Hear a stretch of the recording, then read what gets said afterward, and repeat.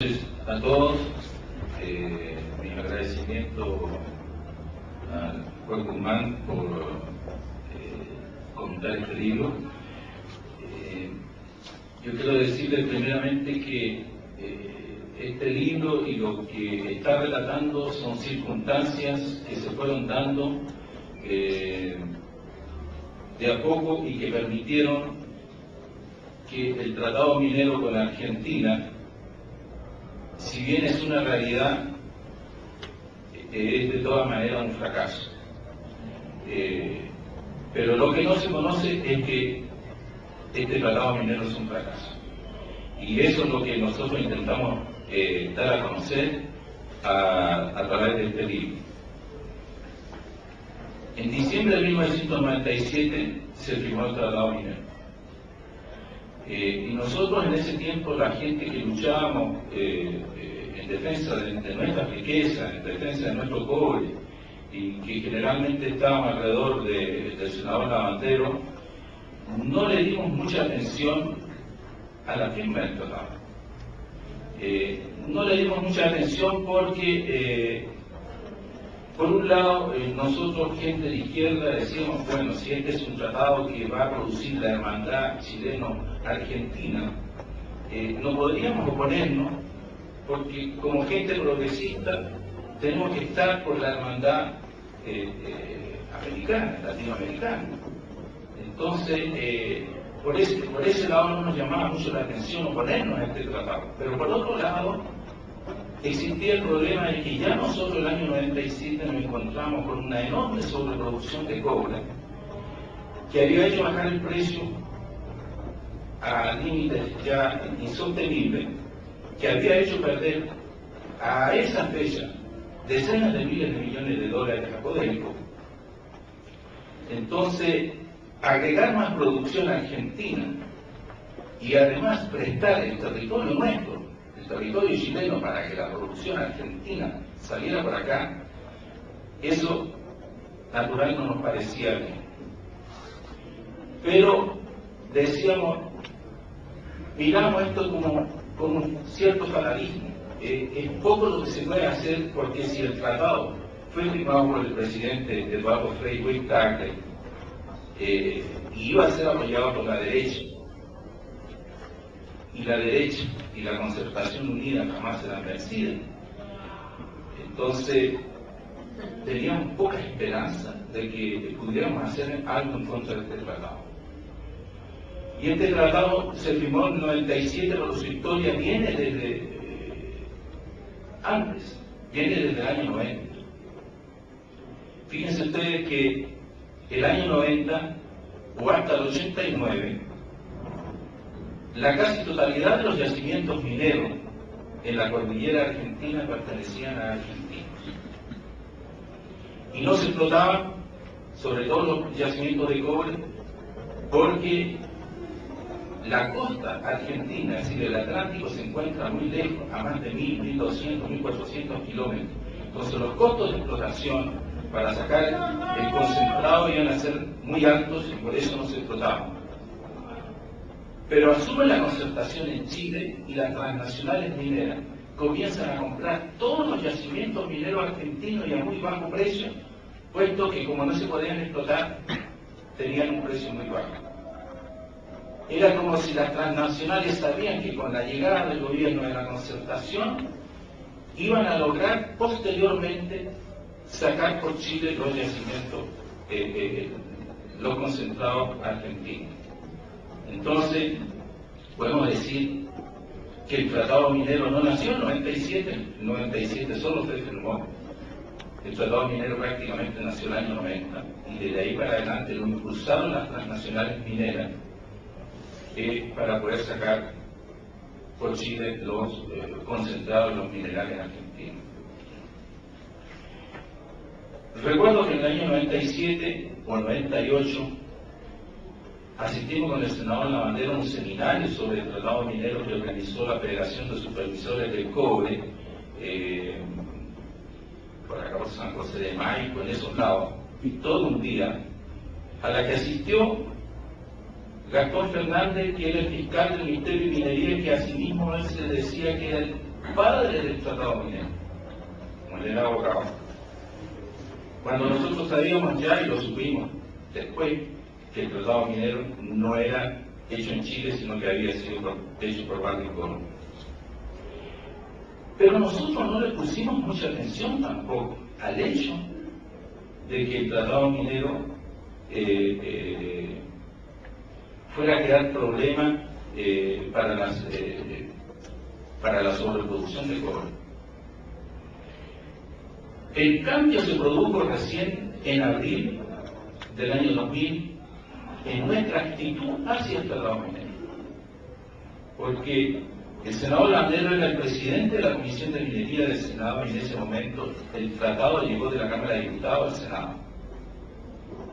Entonces el senador Landero nos entrega el tratado minero para que lo estudiemos, y es ahí donde nos damos cuenta de que este tratado no es simplemente un tratado que va a permitir la salida por Chile a los yacimientos mineros argentinos, sino que además tiene implícito y en forma oculta, y por eso que el libro se llama El lado oscuro del tratado minero, en forma oculta tenía la creación de un país virtual prácticamente en la cordillera chileno-argentina. Un país virtual que iba a quedar bajo el dominio de una comisión administradora que iba a dirigir prácticamente ese país virtual, y más de la mitad de Santiago quedaba al interior de ese país virtual. Y entonces nos dimos cuenta de que el tratado minero no solo era la salida por Chile, sino que a los yacimientos argentinos, o a los yacimientos, más bien dicho, de las transnacionales mineras, porque los argentinos ya no tenían yacimientos, sino que era la creación de un ente jurídico especial que iba a permitir que las transnacionales se adueñaran de nuestra cordillera. Consideramos eso peligrosísimo. Y desde ahí para adelante, con el senador Lavandero se hicieron seminarios, se hicieron reuniones en el Senado de Santiago, donde se invitaba a los estudiantes, se invitaba a los profesores universitarios, a los periodistas. Dentro de esos periodistas, yo recuerdo que asistieron el actual opinólogo Ricardo Soto. Toda esa enorme actividad que desarrollamos en contra del tratado minero, porque ahí ya nosotros estábamos decididamente en contra, consideramos que había que luchar a fondo y que teníamos que de alguna manera u otra detener ese tratado. Pero todos los esfuerzos que hacíamos casi no servían, porque en los medios de comunicación no se decía nada de nuestra oposición y de lo perverso que era el tratado minero. Hasta que un día nos reunimos una masa de personas, 3 personas, y decimos, ¿qué vamos a hacer? Carlos Tomis, Orlando Caputo, ¿qué vamos a hacer? Carlos Tomis, que viene llegando, para parar este tratado minero. Y ahí dijimos, bueno, hay que ir a hablar con los senadores, porque ya en la Cámara de Diputados se había aprobado el tratado casi con mayoría absoluta. Solo 2 diputados votaron en contra, Jaime Mulet y María Rosas. Todos y 5 se abstuvieron, el resto apoyó totalmente el tratado minero. Entonces, debíamos tratar de buscar una forma de pararlo, conversando con los senadores. Entonces ahí yo dije, existe un grupo de senadores que posiblemente nos pueda ayudar por la particularidad que tiene el tratado minero de ser un peligro para la soberanía y la seguridad nacional. Son los senadores designados, los senadores militares. Hay que ir a hablar con ellos para ver si ellos nos pueden apoyar en algo para parar este tratado. El problema estaba en que quién iba a ir a hablar con los senadores designados. Y además Caputo decía, no es necesario, porque la violación de los derechos humanos, etc. Y dije, bueno, aquí el peligro que tenemos por delante es muy grande, tenemos que tratar de hacer algo. Yo me ofrezco a ir a hablar con los senadores designados. Pedí una entrevista con el senador Fernando Cordero, Y para mi sorpresa me recibió rápidamente en una forma muy atenta. Yo pensaba que no iba ni siquiera a querer hablar conmigo, porque yo expreso político, doctorado y todo. No, me recibió muy bien. Le hablé del tema, del cobre en general, de las pérdidas que nosotros teníamos con la inversión extranjera y sobre todo del peligro que significaba para la seguridad nacional el Tratado Minero, por la creación del país virtual. Por lo tanto, yo le solicitaba que una reunión con todos los senadores militares designados, y más los 2 senadores que venían de la Corte Suprema. Llamó inmediatamente por teléfono y a la semana siguiente tuve esa reunión y le expliqué la situación del cobre en primer lugar y posteriormente la situación del país virtual, principalmente dirigiéndome a los 2 senadores que venían de la Corte Suprema, el senador Zurita, no recuerdo el otro que fue presidente de la Corte Suprema, el senador Augusto. Le dije, no es posible que la Comisión Administradora tenga facultades jurisdiccionales y ni siquiera se informe a la Corte Suprema, lo que es una obligación de la Corte. Yo quedé conforme con esa reunión, con todos esos senadores, y posteriormente seguí yendo como asesor del senador Lavandero, seguía yendo al Senado, seguía yendo a hablar con los senadores designados para tratar de convencerlos que definitivamente había que ponerse en contra del Tratado Minero. Pero finalmente nosotros veíamos que podríamos lograr 6 o 7 votos, es decir, la lucha que nosotros llevamos adelante, a lo máximo íbamos a conseguir que el senador Lavandero no fuera el único que votara en contra, sino que hubieran otros senadores en contra del Tratado Minero. Al final votaron 7 senadores en contra del Tratado Minero. Pero, y miren cómo son las cosas. Yo presenté un informe, porque había diferentes personas que presentaban informes, especialistas en el tema, a la comisión que estudiaba esto, de la comisión del Senado. Entre ellos Carlos Torres se presentó. Yo presenté uno, pero a mí no me llamaron. Hasta que yo fui a la penúltima reunión, sesión de la comisión, y pregunto por qué a mí no me llaman. Entonces me dice el secretario de la comisión que mi informe no había llegado. Se perdió mi informe. Y yo lo había entregado oficialmente en el Senado. Y lo hicieron desaparecer.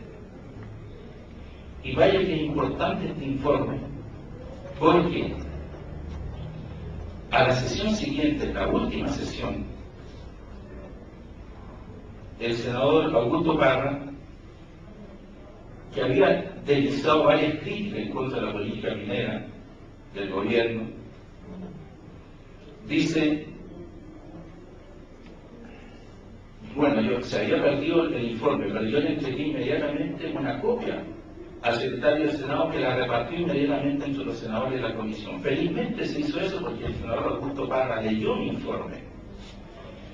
Y en la última sesión, cuando se tenía que votar, el senador dice, de todas las, más o menos así, de todas las inconstitucionalidades que se dicen que tiene el Tratado Minero, las que me han parecido más acertadas no han sido las de los especialistas en derecho constitucional, sino que las de un economista, el señor Julián Alcayaga. Yo en ese momento pensé que el senador Augusto Parra había sido rector de la Universidad de Concepción y era profesor de Derecho, y me daba a mí un espaldarazo sobre mi pensamiento sobre la inconstitucionalidad del tratado. Pero igualmente dijo, yo desestimo esto, pero voy a votar a favor del tratado. Pero en ese momento, ahí mismo yo tomé la resolución, y hasta ese momento no la pensamos, no nos imaginamos que se iba a hacer un requerimiento constitucional, porque el requerimiento lo tienen que hacer los senadores mismos. Pero si ellos no tomaban la determinación, y el único senador decidido que estaba en contra de esto era el senador Lavandero, los demás habían promesas que se podían estar en contra.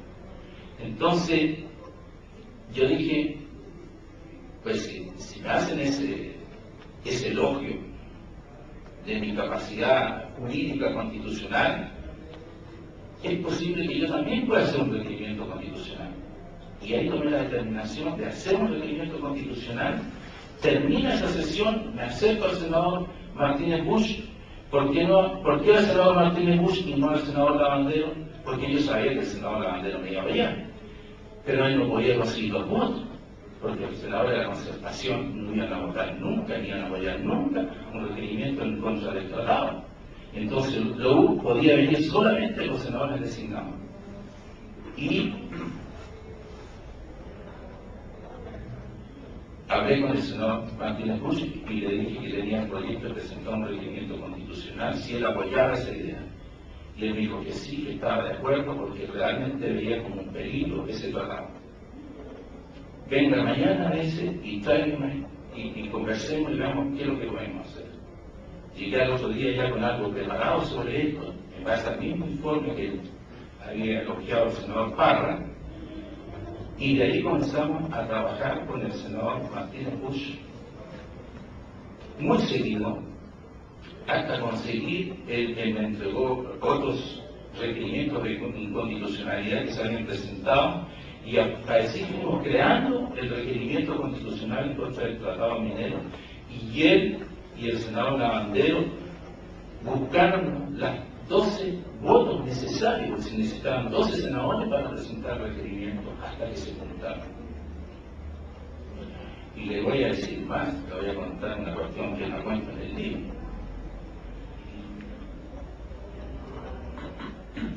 Como tenían que firmar todos los senadores, entonces, y yo hacía el requerimiento, entonces me llama un día el senador Martínez Busch y me dice, miren, todos los senadores se van a reunir en la casa de Pinochet, y sería bueno que usted llevara el requerimiento para que lo firmen allá.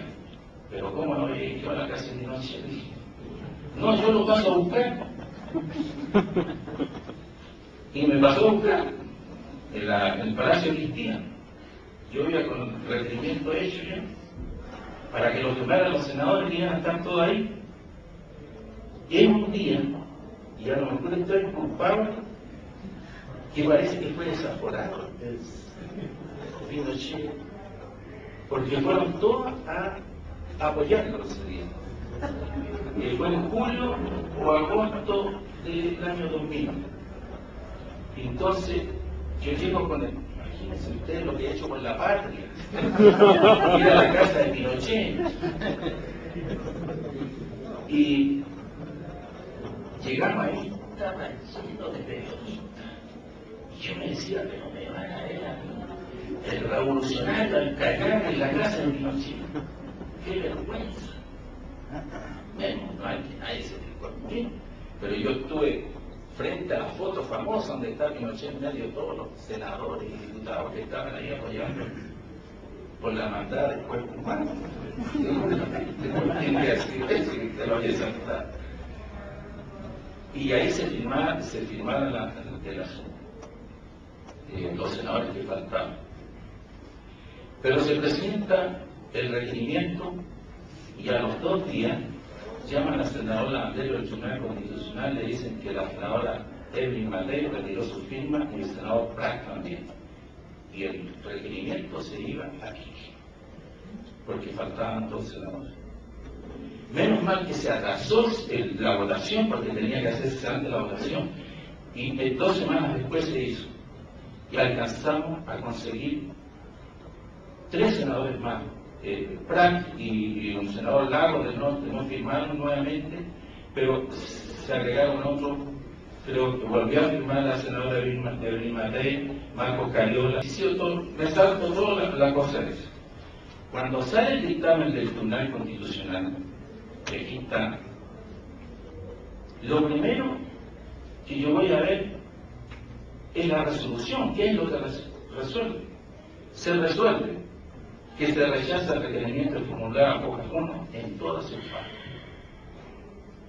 La decepción, la más grande que yo podía tener, agarré la cuestión, la dejé por el lado, empecé a hablar seguramente contra los miembros del Tribunal Constitucional, viejo y tal por cual. Y al otro día, al leer la prensa, me doy cuenta de que el Mercurio y la Tercera hablan de que fracasó el requerimiento por inconstitucionalidad, pero no hay corpóreo. No hay alegría en lo que está diciendo el Mercurio y la Tercera. Y dije, pero ¿qué pasa? Si ya lo rechazaron. Y me pongo a leer el dictamen y me doy cuenta de que en el dictamen el tribunal había hecho impracticable el tratado minero, porque no permitía la salida por Chile a los yacimientos mineros argentinos.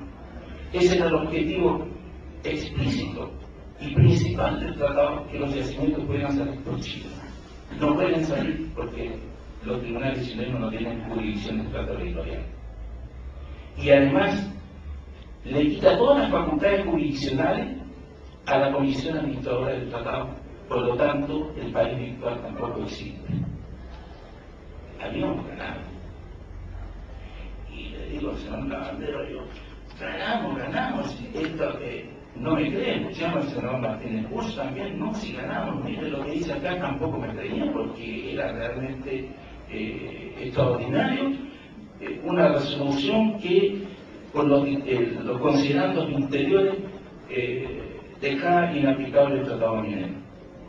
Por eso que la prensa no tenía propósito. El precio del cobre se fue para arriba posteriormente, porque Argentina tendría que haber sacado hasta la fecha, desde el año 2002, 2003, alrededor de 2 millones de toneladas de cobre.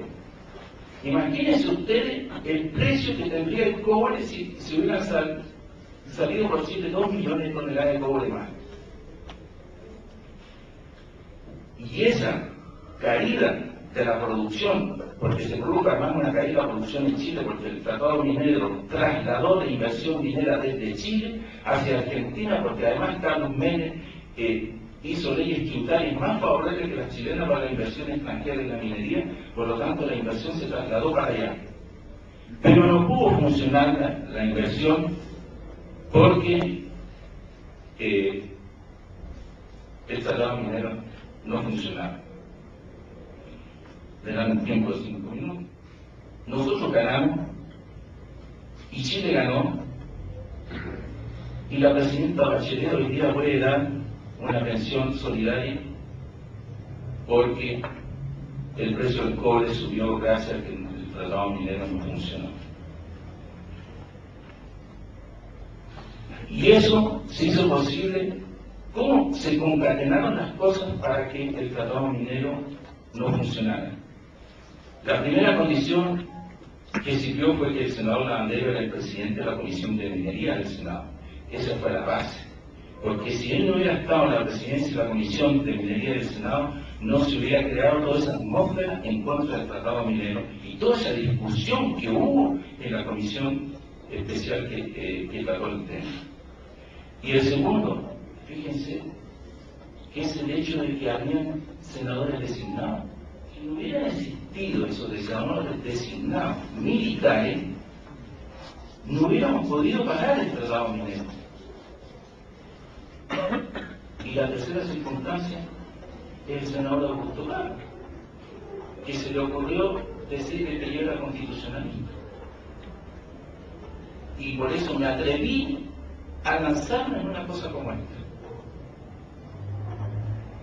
Y esa es la historia que es reconocida, de que el tratado minero, que no funcionó, es lo que permitió que el precio del cobre se haya subido al nivel que tiene ahora. Sepan ustedes que el año 2008 la producción chilena es 200.000 toneladas menos que el año 2007, que la producción chilena de cobre el año 2008 es casi la misma que el año 2004. Entonces el precio del cobre alto que tenemos es por la caída de la producción chilena. Eso es lo que nosotros queríamos conseguir desde hace 10, 15 años atrás, de que la producción chilena no aumentara, porque eso es lo que destruía el precio del cobre.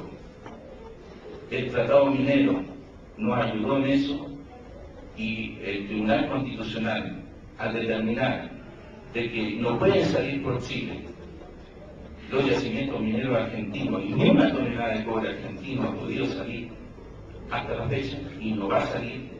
Incluso el proyecto Pascualama no ha funcionado porque el país virtual no tiene las facultades. Si no, estaría funcionando también hace varios años atrás. Entonces, lo que nosotros hicimos, un conjunto de gente de izquierda como nosotros,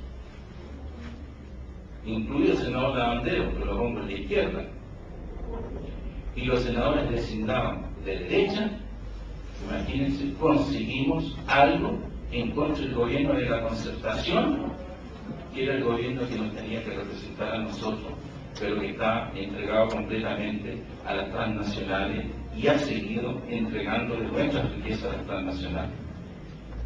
Entonces, la historia no es lineal. Quiero terminar leyéndole un párrafo de un libro que no es mío, pero que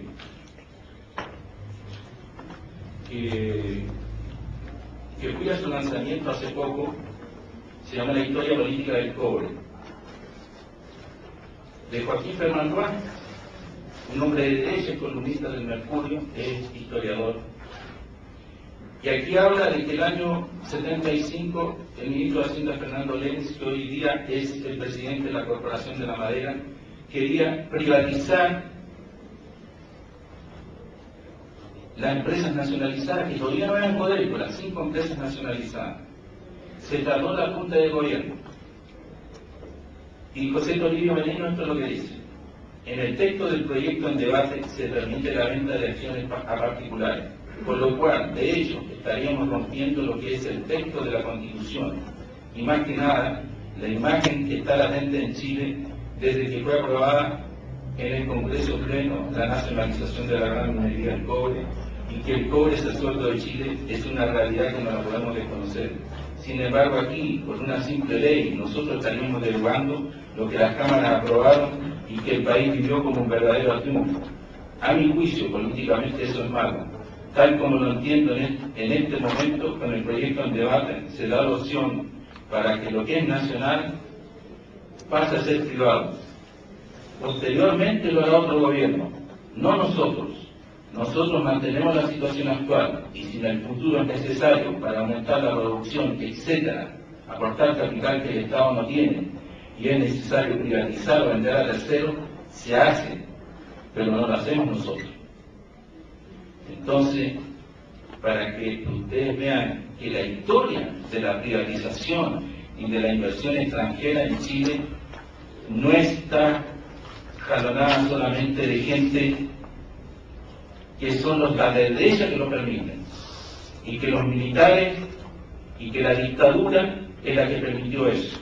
Los militares supieron defender la nacionalización del cobre, y hoy día se ha enviado un proyecto para derogar el 10% de las ventas de Codelco a las Fuerzas Armadas. Detrás de eso lo que se persigue es privatizar Codelco.